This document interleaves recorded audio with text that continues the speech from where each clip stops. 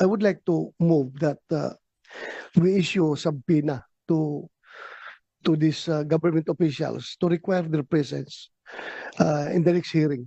Kung meron ka pang gaganaping hearing, dapat masabina ito sila para magkaalaman. Klaruhin natin ito. Ay. Maraming salamat, Senator Ronald De La Rosa. Actually, dalawa yung subpoena na pinapapirma ko sana kay SP Cheese. Isa para kay Prosecutor Fadulyon at ikalawa para sa head ng ating Air Force, si General Cordera. Pero yung dalawa, hindi ko pa natatanggap na pirmado. Ang sinabi ni SP, pinadala na daw niya sa legal ng Senado. Pero hanggang ngayon, wala pa rin tayo natatanggap.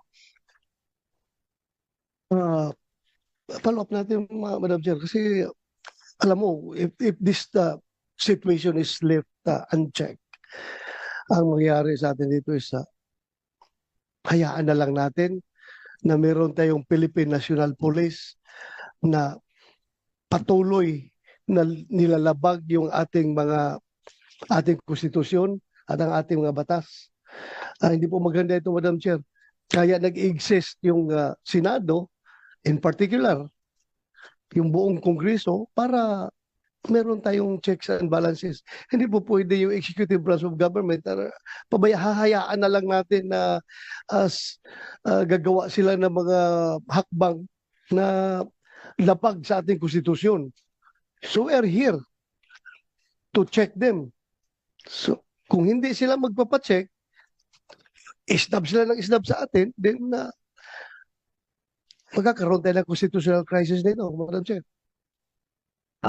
Thank you, Sang-ayon po ako sa inyo at talagang hindi tama itong pangkalahatang sinasabi. Lahat na lang executive privilege, lahat na lang sub judice. Alam naman natin, hindi naman tayo